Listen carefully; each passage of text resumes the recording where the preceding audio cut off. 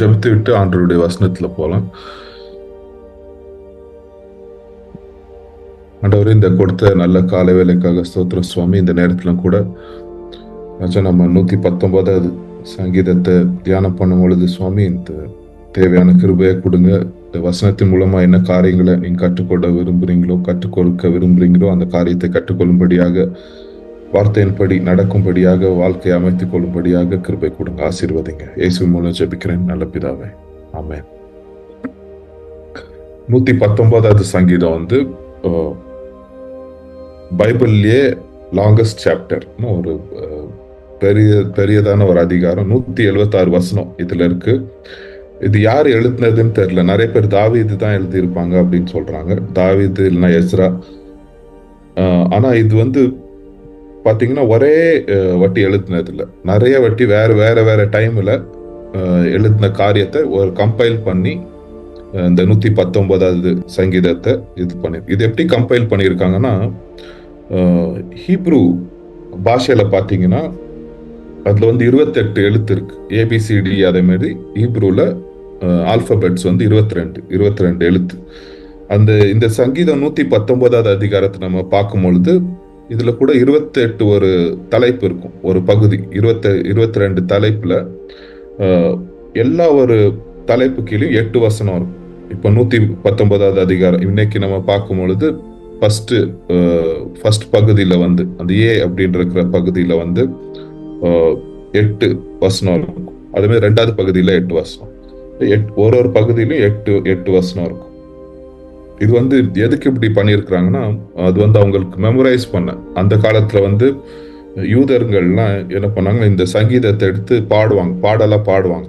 அதனால அது அவங்க பாடுறதுக்கு, அந்த மெமரைஸ் பண்றதுக்கு, அந்த காரியத்துக்குலாம் யூஸ்ஃபுல்லா இருக்கும் அப்படின்ட்டு இந்த மாதிரி ஒரு ஆல்பபெட் ஆர்டர்ல அவங்க இந்த சங்கீதத்தை நம்ம அமைச்சிருக்கிறத நம்ம பார்ப்போம். இந்த 119வது சங்கீதத்துல நம்ம நிறைய பார்க்கும் பொழுது நிறைய வாட்டி எதை பத்தி போட்டிருக்குன்னா, ஆண்டவரை எப்படி அவர் வார்த்தையின் மூலமா மகிமைப்படுத்துறது.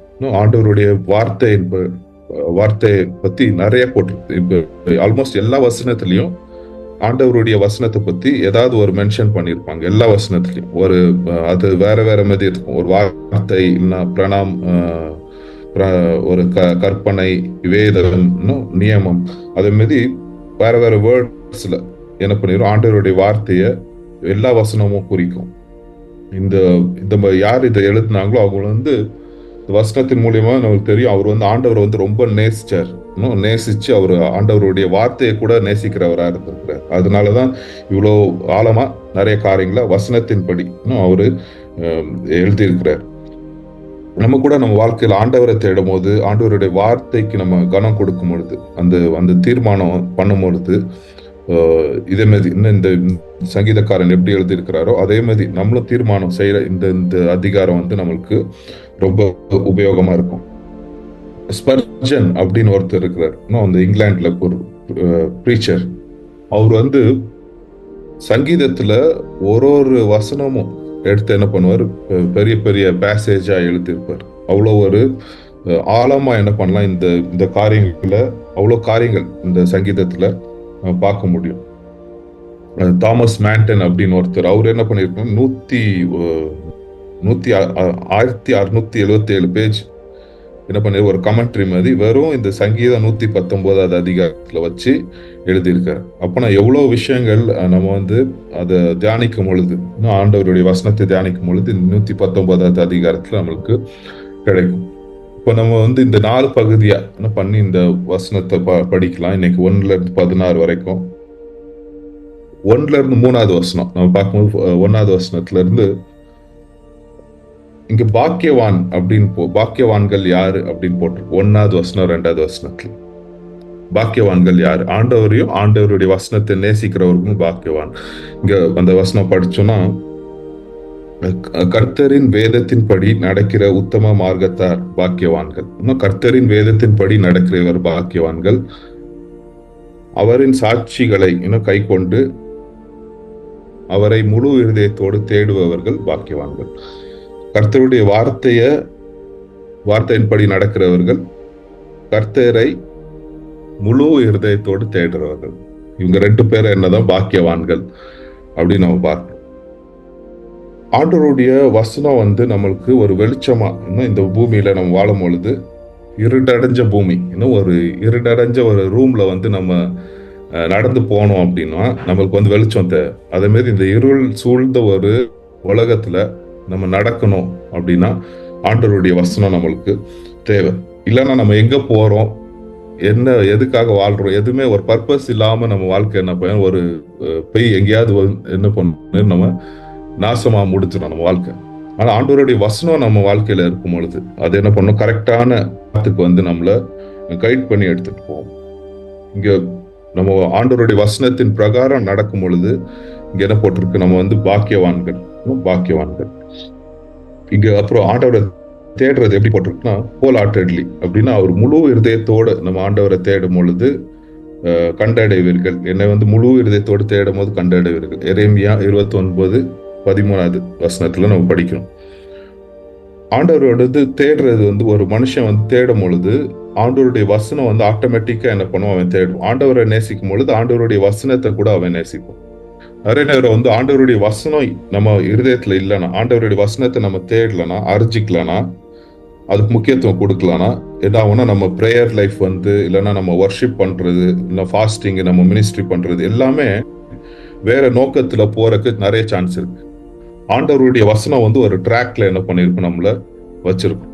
அந்த வசனத்தின் பிரகாரம் அடிப்படையில அதுதான் நம்மளுக்கு வந்து ஒரு அத்தாரிட்டி, ஒரு பேசிஸ், ஃபவுண்டேஷன். இன்னும் ஆண்டவருடைய வசனம் தான் நம்மளுக்கு வந்து எல்லா காரியத்திலையும் ஆண்டவருடைய வசனம் என்ன சொல்லுது, வசனத்தின்படி என் வாழ்க்கை என்ன பண்ணணும், கெட்டணும் அப்படின்னு நம்ம என்ன பண்ண ஆசைப்படணும். அந்த அந்த எல்லாமே நம்ம ப்ரேயர் வர்ஷிப் எல்லாமே மினிஸ்ட்ரி எல்லாமே எதுல பேஸ் ஆயிருக்கணும்னா வசனத்துல. வசனம் என்ன சொல்லுது அதை பத்தி, நான் வசனத்தின் பிரகாரம் நடக்கிறேன்னா. இல்லைன்னா நம்ம வழி மாறி போறதுக்கு, அது எஸ்பெஷலி இந்த காலத்துல அநேக போதனைகள் வரும் பொழுது வழி மாறி போறதுக்கு ரொம்ப சான்ஸ் இருக்கு. நம்மளே ஆண்டவருக்கு வசனத்தை போய் படிச்சு பர்சனலா தெரிஞ்சுக்கும் பொழுதுதான் ஆண்டவர் வந்து எது கரெக்ட் தப்புன்னு நம்மளுக்கு சொல்லி கொடுப்பாரு. இங்க வந்து இந்த வசனத்துல என்ன சொல்றான், அந்த ஆண்டவருடைய வசனத்தை வந்து அவன் கை கொள்ளும் பொழுது அவனுக்கு சந்தோஷமா இருக்குதான், மகிழ்ச்சியா இருக்கிறான். இந்த சங்கீதக்காரன் எழுதுறான். நம்ம ஆண்டவரை நேசிச்சோம்னா அவர் கட்டளைகளை கூட ஏன்னா நம்மளுக்கு தெரியும் அவர் வந்து சொல்ற, ஆண்டவர் வந்து அவர் வசனத்தின் மூலியமா சொல்ற ஒவ்வொரு காரியமும் நம்ம வாழ்க்கைக்கு ஆண்டவர் சொல்ற காரியங்கள் எல்லாமே நமக்கு நன்மையாக தான் முடியும். அவர் நம்மளுக்கு ஒரு நல்ல தகப்பனா இருந்து ஒரு நல்லதுக்காக தான் என்ன பண்ணுவார், ஒரு காரியத்தையும் ஆண்டவர் வந்து வசனத்தின் மூலியமா நம்ம வாழ்க்கையில பேசுவார். அதனால நம்ம அந்த ஆண்டவருடைய ஒரு கற்பனைகளை கை கொள்ளும் பொழுது அது ஒரு பர்டனா நினைக்கக்கூடாது. அது வந்து ஆண்டவருடைய என் அன்பு கூறுறார், அதனால நான் என்ன பண்றேன், ஆண்டவர் வந்து எனக்கு நல்லதுக்காக சொல்லி இருக்கிற காரியங்களை நான் சந்தோஷமா செய்ய போறேன் அப்படின்னு அந்த செய்யும் பொழுது ஒரு சந்தோஷம். இன்னும் ஆண்டவர் வந்து அந்த நம்ம வாழ்க்கையில கிரியை செய்யும் போது ஒரு ஆட்டோமேட்டிக்கா என்ன ஆயிரும், ஒரு சந்தோஷம், மகிழ்ச்சி வந்து நம்ம வந்துடும். 3வது வசனத்துல நம்ம பார்க்கும்போது அவர்கள் அநியாயம் செய்வதில்லை, அவர் அவருடைய வழிகளில் நடக்கிறார்கள். இந்த உலகத்துல வாழும் போது நம்மளுக்கு 2 பாதை இருக்குன்னு ஏசப்பாவே சொல்லியிருக்காரு. ஒன்னு வந்து விசாலமான ஒரு பாதை, இன்னொன்னு வந்து குறுகின பாதை. அந்த எந்த பாதையில நம்ம நடக்கிறோம் அப்படின்னு அந்த சாய்ஸ் வந்து ஆண்டவர் வந்து ஃபோர்ஸ் பண்ணி யாரையும் நடக்க வைக்கிறது, அதை வந்து நம்ம சூஸ் பண்ணணும். ஆண்டவருடைய வசனத்தின் பிரகாரம் நம்ம நடக்கணும்னா அது குறுகின பாதை. அந்த குறுகின பாதையில எப்படி ஆண்டவர் நடந்து போறாரோ அதே ஆண்டவரை பின்பற்றி ஃபாலோ பண்ணி நம்ம போகலாம். இல்ல நான் உலகத்தின் பிரகாரம் வாழ போறேன், விசாலமா வாழ போறேன் அப்படின்னா அது வந்து கடைசியில நாசத்துக்கு எடுத்துட்டு போவோம் அப்படின்னு வசனம் என்ன பண்ண சொல்லுது. அதனால இந்த 2 பாதைகள் நம்ம டெய்லி சாய்ஸ், அது வந்து ஆண்டவர் வந்து நம்ம முன்னாடி வச்சிருக்கிறாரு. அந்த 2 பாதைகள் அது வந்து நம்ம டெய்லி எப்படி சூஸ் பண்றோம். நம்ம அநியாயம் செய்வதில்லை. ஆண்டவருடைய வசனத்தின் பிரகாரம் நடக்கிற ஒரு மனுஷன் வந்து அநியாயம் செய்ய மாட்டான். அவன் வந்து ஆமானா ஆமா, இல்லைன்னா இல்லை. ஏன்னா வந்து அநியாயம் செய்வதில்லை. அவர் வழிகள் அந்த அவருடைய வழிகள், ஆண்டவர் எந்த வழியில நடந்து போனாரோ அவர் எக்ஸாம்பிள் எப்படி செட் பண்ணியிருக்கிறோ அதே வழியில நம்ம ஒரு மனுஷன் நீதிமான் வந்து என்ன பண்ணுவோம், நடந்து போவோம். இது வந்து 3வது வசனம் வரைக்கும். 4வது வசனத்துல இருந்து நம்ம பார்க்கும்போது நம்ம எப்போ வந்து ஆண்டவருடைய வசனத்தை நம்ம எப்போ நம்ம நல்லா அறிஞ்சிக்க முடியும்னா, அதுக்கு வந்து ஒரு பசியும் தாகமும் இருக்கும் பொழுது, ஒரு நீதி செய்யறதுக்கு ஒரு பசியும் தாகமும் இருக்கும் பொழுதுதான் ஆண்டவருடைய வசனத்தை வந்து நம்ம நல்லா அறிஞ்சிக்க முடியும். ஒரு பசியா இருக்கிறவனுக்கு வந்து என்னதான் நம்ம சாப்பாடு கொடுத்தாலும் என்ன பண்ணுவான், அவன் வந்து அதை சாப்பிட்ருவான். அது டேஸ்ட்லாம் பார்க்க மாட்டான். ஆனா வயிறு ஃபுல்லா இருக்கிறவனுக்கு வந்து அவன் சூஸ் பண்ணுவான், இதுதான் சாப்பிடணும், இது டேஸ்டா இல்லை அப்படின்னு சூஸ் பண்ண ஸ்டார்ட் பண்ணுவோம். ஆனா ஆண்டவருடைய வசனத்துக்கிட்ட நம்ம போகும்போது எப்படி ஒரு பசியா இருக்கிற ஒரு மனுஷன், இல்ல நம்ம ரொம்ப நேரம் தண்ணி குடிக்கலன்னா தாகமா இருக்கிறோம், இல்ல அந்த மாதிரி ஒரு இதுலதான் ஒரு மென்டாலிட்டியில தான் நம்ம ஆண்டவருடைய வசனத்தை அப்ரோச் பண்ணணும். ஆண்டவர் வந்து அந்த டெலிஜென்ட்டா யார் ஆண்டவரை தேடுறாங்களோ அவங்க வந்து ஆண்டவர் வந்து அநேக காரியங்கள் அவர் வார்த்தையின் மூலமா ஆண்டவர் கற்றுக் கொடுப்பார். அப்புறம் 6வது வசனத்துல பார்க்கிறோம், அவர் வார்த்தையின் மேல் நம்பிக்கை வைக்கிறவர் வெக்கப்பட்டு போக மாட்டார்கள், வெக்கப்படுவதில்லை. ஆண்டவருடைய வசனத்தை நான் கை கொண்டேன், ஆண்டவர் வசனத்தின் பிரகாரம் என் வாழ்க்கையை பண்ணேன், ஆண்டவர் என்னை வெக்கப்படுத்திட்டாரு அப்படின்னு யாருமே சொல்ல முடியாது. ஆண்டவரை நம்பினவர்கள் எப்போதும் வெக்கப்படுவதில்லை. ஆண்டவர் இந்த அவர் காரியங்கள் சொல்லியிருக்கிற காரியங்கள்லாம் செஞ்சு ஆட்டோமேட்டிக்கா என்ன ஆயிரும், நம்ம வாழ்க்கையில ஒரு growth, ஒரு சக்சஸ் வந்து ஆட்டோமேட்டிக்கா ஆண்டவரே என்ன பண்ணிடுற அந்த வசனத்தின் பிரகாரம் இது பண்ணிடுற. யூதர்கள் பாத்தீங்கன்னா நிறைய பேர் வந்து அவங்க சக்சஸ்ஃபுல்லா இருப்பாங்க லைஃப்ல. யூதர்கள்ல வந்து பிச்சைக்காரங்களே இருக்க மாட்டாங்க. நிறைய சயின்டிஸ்ட் இந்த உலகத்துல யாருன்னு பார்த்தோம்னா யூதர்கள் தான். அது அவ்வளவு சின்ன தேசம் இருந்தாலும் அவ்வளோ எல்லா ஒரு துறையிலையும் அவங்க என்ன பண்ணுவாங்க, ரொம்ப அட்வான்ஸ்டா இருப்பாங்க. அதுக்கு மெயின் சீக்ரெட் என்னன்னா, அவங்க வந்து ஆண்டவருடைய பழைய ஏற்பாடு தான். பழைய ஏற்பாடுல இருக்கிற வசனத்தின் மூலியமா அவங்க அதை வந்து அந்த பிரின்சிபல்ஸ், அந்த கோட்பாடுகள் எல்லாம் வச்சு நடக்கிறதுனால அவங்க வாழ்க்கையில உலகத்து பிரகாரமா நான் சொல்றேன் அந்த இந்த ஒரு இதா இருப்பாங்க, ஒரு ஸ்மார்ட்டா ஒரு அட்வான்ஸ்ட் லெவல்ல இருப்பாங்க. ஏன்னா அவங்க ஆண்டவருடைய வார்த்தையை பழைய ஏற்பாடை கை கொண்டாலே எப்படி. ஆனா புதிய ஏற்பாடுல வந்து இன்னும் ஹையர் ஸ்டாண்டர்ட், இன்னும் ஏசப்பா வந்து நம்மளுக்கு இன்னும் அநேக காரியங்களை நம்ம செஞ்சிருக்கிறார். அதனால நம்ம இந்த ஆண்டவருடைய வார்த்தைகளை கை கொள்ளும் பொழுது நம்ம வெக்கப்பட்டு போவதில்லை. அது வந்து எப்போதும் ஒரு ஹையர் லைஃப், ஆண்டவர் கிட்ட ஒரு நெருக்கமான ஒரு உயர்வான ஒரு வாழ்க்கைக்கு தான் எடுத்துட்டு போவோம் ஆண்டவருடைய வசனம். இந்த 7வது வசனத்துல பாக்குறோம், அவர் நீதி நியாயத்தை நம்ம படிக்கும் பொழுது, ஆண்டவர் பத்தி படிக்கும் போது நம்ம ஆட்டோமேட்டிக்கா நம்ம தேங்க்ஸ் பண்ணுவோம், ஆண்டவருக்கு நன்றி சொல்லுவோம். நிறைய காரியங்கள் நன்றி சொல்றதுக்கு ஆண்டவர் வந்து நம்ம வாழ்க்கையில வச்சிருக்கிற அவர் நீதி நியாயம். இப்போ இந்த உலகத்துல பார்த்தோம்னா நிறைய பேர் வந்து எது இல்லையோ அந்த காரியத்தை தான் என்ன பண்ணிட்டு இருப்பாங்க, யோசிச்சுட்டு இருப்பாங்க. எது இருக்குதோ அந்த காரியத்துக்கு நன்றி சொல்ல நம்ம நிறைய நேரம் மறந்துடும். இன்னைக்கு வந்து தேங்க்ஸ் கிவிங் டே, அமெரிக்கால நிறைய பேர் கொண்டாடுவாங்க தேங்க்ஸ் கிவிங் டேன்னு. ஆண்டவர் வந்து நம்மளுக்கு கொடுத்திருக்கிற காரியங்கள் என்னென்ன இருக்கு அப்படின்னு நம்ம திரும்பி பார்த்து இன்னைக்கு சில நிமிடங்கள் எடுத்து நம்ம நன்றி சொல்லலாம். இப்போ 8வது வசனத்துல நம்ம பார்க்கும்போது, உங்கள் பிரமாணங்களை நான் கை கொள்ளுவேன், என்னை முற்றிலும் கைவிடாதியும் அப்படின்னு இருக்கு.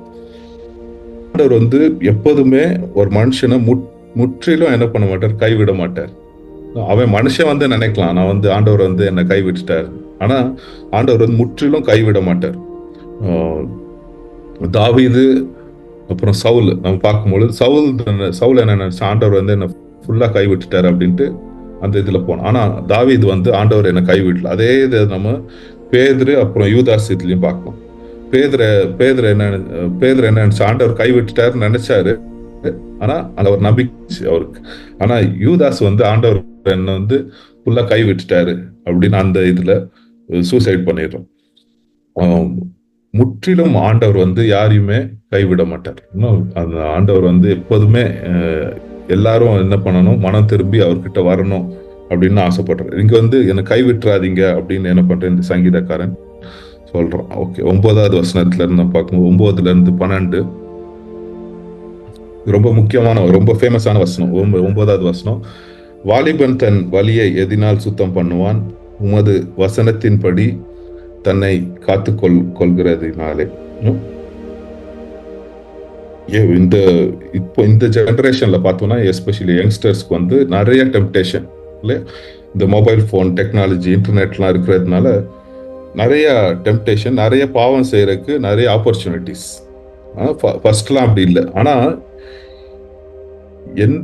எந்த ஒரு பாவம் இருந்தாலும், எந்த ஒரு சோதனைகள் இருந்தாலும், அதை மேற்கொள்றதுக்கு ஆண்டவருடைய வசனம் வல்லமையா இருக்குது. இன்னும் வல்லமை உள்ளதா இருக்கு. வாலிபன் தன் வலியை எப்படி சுத்தம் பண்ணலாம், எப்படி நம்ம வாழ்க்கையை பரிசுத்தப்படுத்திக்கலாம் அப்படின்னா, ஆண்டவருடைய வசனத்தின் மூலியமா என்ன பண்ணலாம், அவன் பரிசுத்தப்படுத்திக்கலாம். இந்த வசனம் நம்ம இருதயத்துல இருக்கும் பொழுது, எப்படி நம்ம வசனம் எப்படி யூஸ் பண்ணணும் அப்படின்னு நம்மளுக்கு தெரியும் பொழுது, இப்போ ஒரு மனுஷன் கிட்ட வெறும் ஒரு கன்னு கொடுத்தீங்கன்னா அவனுக்கு யூஸ் பண்ண தெரியலான்னு அது இல்லை. அதே நேரத்தில் அந்த கன்னை அவன் கரெக்டா யூஸ் பண்ண தெரிஞ்சா அவன் என்ன பண்ண, நிறைய ஒரு சத்துருக்களை என்ன பண்ணலாம், அவன் வீழ்ச்சி அடைய செய்யலாம். அதே மாதிரி ஆண்டவருடைய வசனம் ஒரு கத்தி மாதிரி நம்ம அதை யூஸ் பண்ண தெரியணும் கரெக்டா. ஏசப்பா அவர் வாழ்க்கையில சோதனை வரும் பொழுது ஆண்டவருடைய வசனத்தை கரெக்டா யூஸ் பண்ணார். சாத்தான் ஒரு சில காரியங்கள் அவர் வாழ்க்கையில எடுத்துட்டு வரும் பொழுது இந்த வசனத்தின் மூலியமா சோதனைகளை மேற்கொள்றதை நம்ம பார்க்கிறோம். அதே மாதிரி வாலிபன் எப்படி ஒரு அவன் வாழ்க்கையை சுத்தம் பண்ணலாம்னா ஆண்டவருடைய வசனத்தின் மூலியமா. ஆண்டவருடைய வசனம் இருக்கும் பொழுது வாழ்க்கை என்ன பண்ணும், அவர் இருதயத்துல கிரியை செய்யும் பொழுது, ஆண்டவருடைய வசனம் கிரியை செய்யும் பொழுது அவன் வாழ்க்கை பரிசுத்தமா மாறுறதை நம்ம பார்ப்போம். ஏசப்பா யோவான் 15 3வது அதிகாரம் 3வது வசனத்துல நம்ம பார்க்கிறோம், எப்படி ஆண்டவருடைய வார்த்தை ஒரு மனுஷனை சுத்தமாகுது. ஏசப்பா அங்க போதிக்கிறது, அந்த போதிக்கிற அந்த வசனம் ஜனங்களை சுத்தம் ஆக்கிட்டு, அந்த ஆண்டவர் ஏசப்பா என்ன சொல்ற, யூ ஆர் ஆல்ரெடி கிளீன், நீங்க ஆல்ரெடி சுத்தமாக்கப்பட்டிருக்கிறீர்கள், ஏன்னா நான் என் வசனத்தின் மூலயமா நீங்க ஆக்கப்பட்டிருக்கிறீர்கள். யோவான் 17:17 கூட நம்ம இதுதான் படிக்கிறோம். ஆண்டவர் அவர் வசனத்தின் மூலியம், சத்தியத்தின் மூலயமா என்ன பண்றாரு, நம்மளை சுத்திகரிக்கிறார் அப்படின்னு நம்ம பார்க்கணும். அதனால ஒரு நம்ம பரிசுத்தமா வாழணும் அப்படின்னு ஆசைப்பட்டோம்னா ஆண்டவருடைய வசனத்தை நம்ம விரும்பணும். ஆண்டவருடைய வசனத்தை விரும்புறது மாத்திரம் இல்லை, அதன்படி நடக்கணும் அப்படின்ற ஒரு தாகம் நம்மளுக்கு இருக்கணும். ஆண்டவருடைய வசனத்தின்படி நடக்கணும் அப்படின்ற அந்த தாகம் இருக்கும் பொழுது நம்ம ஆட்டோமேட்டிக்கா என்ன பண்ணுவார், ஆண்டவர் நம்மள வழி நடத்துவார். 10வது வசனம், முழு இருதயத்தோட நான் தேடுகிறேன், நான் ஆண்டவரை தேடுகிறேன். ஆஃப் ஹார்ட்டட், நிறைய வாட்டி ஆண்டவரை நம்ம சில நேரம் நிறைய வாட்டி என்ன பண்றோம், ஒரு முழு இருதயத்தோட தேடுறது. இருதயத்துல வேற காரியங்கள் எல்லாம் வச்சுட்டு ஆண்டவரையும் என்ன பண்ணும், தேட நம்ம ஸ்டார்ட் பண்ணோம். இப்போ நான் சர்ச்சுக்கு வர்ஷிப் போனோம்னா அங்க வேற எண்ணங்கள் தான் நம்ம மைண்ட்ல இருக்கும். ஆண்டவர் ஆராதிக்கிறத விட்டுட்டு வேற காரியங்கள் நம்ம மனசுல ஓடிட்டே இருக்கும். அந்த மெசேஜ் கேட்கறது கூட வேற காரியங்கள் ஓடிட்டு. ஆனா ஆண்டவர்கிட்ட நம்ம எப்போதும் போனோம், ஒரு 5 நிமிஷம் ஸ்பெண்ட் பண்ணா கூட அது முழு இருதயத்தோட இருக்கும். முழு இருதயத்தோட நான் வசனத்தை படிக்க போறேன், முழு இருதயத்தோட ஆண்டவரை என்ன பண்ண ஆராதிக்க போறேன், முழு இருதயத்தோட நான் இந்த மெசேஜை கேட்க போறேன். அந்த முழு இருதயத்தோட நம்ம ஆண்டவரை தேடணும்னா ஆண்டவரை நம்ம என்ன பண்ணலாம், ஆண்டவர் நம்ம வாழ்க்கையில கிரியை செய்வார். நம்ம பேசுறது, ஆண்டவர் பேசுறத நம்ம கேட்க முடியும். 10வது வசனம், 11வது வசனம், நான் உமக்கு விரோதமாக பாவம் செய்யாதபடிக்கு உமது வாக்கை என் இருதயத்தில் வைத்தேன். ஆண்டவருடைய வார்த்தை நம்ம இருதயத்துல இருக்கும் பொழுது பாவம் செய்ய மாட்டோம் அப்படின்னு இருக்கு. நாம் உமக்கு விரோதமாக பாவம் செய்யாதபடிக்கு, அது ஆண்டவருடைய ஒரு இது இருக்கு. ஒன்னு written word of god, spoken word of god. ஒன்னு எழுத்துல நம்மளுக்கு இருக்கிற ஒரு வார்த்தை. இன்னொன்று நம்ம இருதயத்துல வைக்கும் போது ஆண்டவர் அந்த வார்த்தையின் மூலியமா பரிசுத்த ஆவியானவர் மூலியமா பேசுவார். அந்த ஆண்டவருடைய வார்த்தை நம்ம இருதயத்துல இருக்கும் பொழுது எந்த நேரத்துல என்ன செய்யணும் அப்படின்னு அந்த வார்த்தையின் மூலியம் ஆண்டவர் பரிசுத்த ஆவியானவர் மூலமா அந்த காரியத்தை நம்மளுக்கு நினைவு கூற வைப்பார். சில காரியங்களை இது செய்யணும் செய்யக்கூடாது அப்படின்னு அந்த நேரத்துல அந்த சிச்சுவேஷன்ல ஆண்டவர் சொல்வார். அதனால ரெண்டுமே இம்பார்ட்டன்ட். காட்ஸ் ரிட்டன் வேர்டு அப்புறம் ஸ்போக்கன் வேர்டு. நம்ம ஆண்டவருடைய வசனத்தை இருதயத்துல இருக்கும் பொழுது அது நம்மளுக்கு என்ன பண்ணும், ஒரு கைடா என்ன பண்ணும், ஒரு வழிகாட்சியா அது மாறுபடும். உங்க ஆண்டவருடைய வசனம் என் இருதயத்துல இருக்கும் பொழுது நான் என்ன பண்ணும், அவருக்கு விரோதமாக பாவத்தை செய்ய மாட்டேன் அப்படின்னு. 12வது வசனம், உங்கள் பிரமாணங்களை எனக்கு போதியும். உங்கள் பிரமாணங்களை எனக்கு போதியும்.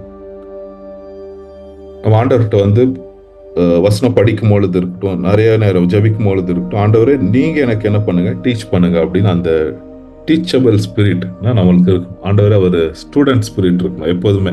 எனக்கு எல்லாமே தெரியும் அந்த ஸ்டேஜ்ல வந்து ஒரு நல்ல வரைய மாட்டான்.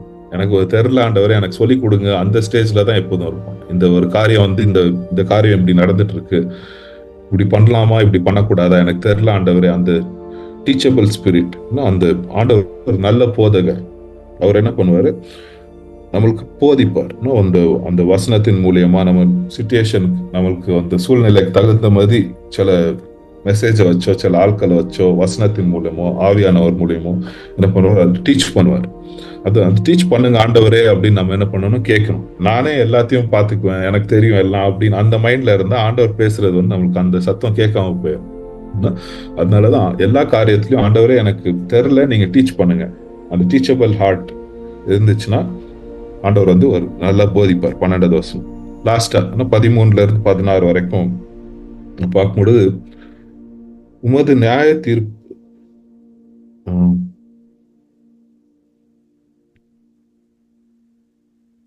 ஓகே 13வது வசனத்துல வந்து ஆண்டவருடைய வசனத்தை வந்து நம்ம விவரித்து என்ன பண்ணும், வேறவங்க சொல்றது இருக்கு. இது வந்து வெறும் நம்மளுக்கு மாத்திரம் ஆண்டவர் வசனம் கொடுக்கல, அந்த வசனம் வந்து நம்ம வாழ்க்கையில எப்படி கிரியை செய்யுது அப்படின்னு சொல்லிட்டு வேற நம்ம சாட்சியா என்ன பண்ணணும், வேறவங்களுக்கு கூட சொல்லணும். அந்த அந்த சொல்றதுல நம்மளுக்கு ஒரு சந்தோஷம் இருக்கும். ஆண்டவருடைய வசனம் நிறைய பேர் எதுக்கு போதிக்க முடியலன்னா, இந்த காலத்துல அவங்க வாழ்க்கையில அந்த வசனம் வந்து அவங்க கிரியை செய்ய அவங்க ஒப்பு கொடுத்துருக்க மாட்டாங்க. வசனம் வந்து எல்லாருக்குமே கிரியை செய்யும், ஆனா நம்ம சில நேரம் ஒப்பு கொடுக்காததுனால, ஆண்டவருக்கு அந்த பரிபூர்ணமா சம்பூர்ணமாக ஒப்பு கொடுக்காததுனால, வசனம் வந்து நம்ம வாழ்க்கையில் கிரியை செய்யாததுனால அந்த காரியத்தை வந்து நம்ம மற்றவங்களுக்கு சொல்றதை கூட ஸ்டாப் பண்ணிடும். ஆனா நம்ம ஒப்பு கொடுக்கும் போது ஆண்டவரை வந்து தேடி அவர் வசனத்தை நம்ம இருதயத்துல வச்சு நடக்கும் பொழுது ஆண்டவர் வந்து கிரியை செய்வார். இந்த கிரியை செய்யறத வந்து நம்ம வேறவங்களுக்கு போதிக்கணும் அப்படின்னு இருக்குன்னா, நம்ம 14வது வசனத்துல ஒரு ரிச்சஸ் அதுக்கு என்ன பண்ணிருப்பாரு, கம்பேரிசன் பண்ணிருக்கோம். ஆண்டவருடைய வசனம் வந்து ஒரு பெரிய பொக்கிஷம் மாதிரி, பொக்கிஷத்தோட நிறைய அப்படின்னு போட்டிருக்கு. மேரி வந்து அதுக்கு கண்டு கொண்டா. ஒரு மேரி வந்து ஜீசஸ் வந்து ஏசப்பா வந்து மேரி வீட்டுக்கு போகும் பொழுது அவ பாதத்துல உட்கார்ந்து ஏசப்பா என்ன சொல்றாங்க அந்த காரியங்களை அவ கேட்டுட்டு இருந்தான். அதை வந்து ஏசப்பா அப்ரிஷியேட் பண்றதை நம்ம பார்க்கணும். ஆண்டவருடைய வார்த்தையோட முக்கியமான காரியம் இந்த உலகத்துல நம்மளுக்கு இல்லை. அது வந்து ஏசப்பாவே அந்த அந்த காரியம் சொல்லும் பொழுது நம்ம பார்க்கணும். மினிஸ்ட்ரியோட ரொம்ப முக்கியம் வந்து ஆண்டவருடைய வசனம். ஆண்டவர் என்ன சொல்றாரோ அந்த காரியத்தை செய்யறது தான் நம்மளுக்கு வாழ்க்கை ரொம்ப இம்பார்ட்டன்டான காரியம். அது வந்து எப்படி எதுக்கு ஒரு கம்பேர் பண்ணியிருக்காங்கன்னா, எவ்வளோ ரிச்சஸ் ஒரு எவ்வளோ ஒரு ரிச்சஸ்னா எனக்கு தமிழ்ல சரி, அந்த ரிச்சஸோட என்ன பண்ணணும், ஆண்டவருடைய வசனம் வந்து ரொம்ப வேல்யூபிள், விலை உயர்ந்தது அப்படின்னு நம்ம பார்க்கிறோம். 15 வசனத்துல 15ல உமது கட்டளைகளை தியானிக்கிறேன், தியானித்து அப்படின்னு போட்டு படிக்கிறதுக்கும் தியானிக்கிறதுக்கும் வித்தியாசம் இருக்கு. நம்ம சங்கீதத்துல நிறைய இடத்துல நம்ம படிக்கிறது தியானத்தை பத்தி. தியானம் அப்படின்னா வெறும் ஒரு வாட்டி நியூஸ் பேப்பரை வந்து நம்ம படிச்சுட்டு ஒரு வாட்டி ஸ்பீடா படிச்சுட்டு போயிடும். ஆனா தியானம் அப்படின்றது வந்து மறுபடியும் படிச்சு அதுல வந்து டுவெல் ஆயிருக்கு, அப்படி அதுல வந்து ஊறி போய் நம்ம என்ன பண்ணோம், அதுல இருந்து என்ன காரியங்கள் ஆண்டவர் பேச விரும்புகிறார் அப்படின்னு அந்த தியானம் பண்ணும் பொழுது ஆண்டவர் என்ன பண்ணுவார், இன்னும் சில காரியங்களை நம்மளுக்கு காட்டி கொடுப்பார். உமது பிரமாணங்களை மன மகிழ்ச்சியா இருக்கு, பிரமாணங்களில் மன மகிழ்ச்சியா இருக்கிறேன். அந்த மெடிடேட் பண்ணும் பொழுது நம்மளுக்கு வந்து ஆண்டவர் பேசும் பொழுது ஆட்டோமேட்டிக்கா நம்ம மன மகிழ்ச்சி உண்டாகும். ஆண்டவர் பேசுறது வந்து அது எவ்வளவு பேர் எக்ஸ்பீரியன்ஸ் பண்ணியிருக்காங்கன்னு தெரியல. ஆண்டவர் வந்து பேசும்போது நம்மளுக்கு சந்தோஷமா இருக்கும். ஏன்னா சில காரியங்கள் வந்து நம்ம அந்த சிச்சுவேஷன்ல போயிட்டு இருப்போம், அந்த நேரத்துல கரெக்டா என்ன பண்ண ஆண்டவர் வந்து அவர் வார்த்தையின் மூலமா பேசும் பொழுது அது வந்து நம்மளுக்கு ஒரு டிலைட்ஃபுல்லா எப்படி ஒரு மகிழ்ச்சியா இருக்கும். யோசுவா 1:7 இப்ப நம்ம பார்ப்போம், ஆண்டவர் வந்து யோசுவாக்கு என்ன சொல்ற, டே அண்ட் நைட் என்ன பண்ணும், ஆண்டவருடைய வார்த்தையை மெடிடேட் பண்ண. பகலும் ராத்திரி என்ன பண்ண, நீ ஆண்டவருடைய வார்த்தைகளை மெடிடேட் பண்ண, அப்போ உனக்கு என்ன சக்சஸ் இருக்கும் அப்படின்னு சொல்றேன். அதே மாதிரி நம்ம இந்த காலத்துல கூட, இந்த காலகட்டத்துல கூட, இந்த உலகத்துல வாழும் பொழுது ஆண்டவருடைய வசனத்துக்கு நம்ம இம்பார்ட்டன்ஸ் கொடுப்போம். அவருடைய வசனத்தை இருதயத்துல வைப்போம். முழு இருதயத்தோட ஆண்டவரை நம்ம தேடும் பொழுது, அவர் வசன பிரகாரம் நம்ம நடக்கும் பொழுது, மெடிடேட் பண்ணும் பொழுது, ஆண்டவர் நம்ம வாழ்க்கையை ஆசீர்வதிச்சு அநேகருக்கு அந்த வசனத்தின் மூலியமா போதிக்கும்படியாக ஆண்டவர் கிருபை செய்ய ஜெபிக்கலாம். ஆண்டவர் இந்த கால வேளையில் கூட உங்க வார்த்தையை பத்தி அநேக காரியங்கள் நம்ம கத்துக்கிட்டோம் சுவாமி. ராஜா, உங்க வார்த்தையை இன்னும் அதிகமா ஆழமா நம்ம ராஜா ஒரு மெடிடேட் தியானிக்க, நிறைய வெளிப்பாடை பெற்றுக்கொள்ள, வாழ்க்கை எப்படி வாழ வேண்டும், என்ன நம்ம இந்த ஒரு வாழ்க்கை நீங்க கொடுத்திருக்கிறீங்க, இந்த வாழ்க்கையை எப்படி நம்ம எடுத்துட்டு போக வேண்டும், அந்த காரியத்தெல்லாம் வசனத்தின் மூலமா, வசனத்தின் அடிப்படையில் ராஜா நம்ம வாழ நீங்க கிருபை கொடுங்க. இங்க இருக்கிற காலில் இருக்கிற ஒவ்வொரு பிரதர் சிஸ்டர்ஸ் ஆசீர்வதிங்க ராஜா. வரும் காலத்துல உங்க வார்த்தை வல்லமையாக அவங்க வாழ்க்கையில் கிரியை செய்யும்படியாக நான் ஜெபிக்கிறேன். ஆசீர்வதிங்க. இயேசு மூலம் ஜெபிக்கிறேன் நல்ல பிதாவே. ஆமென். ஆமென்.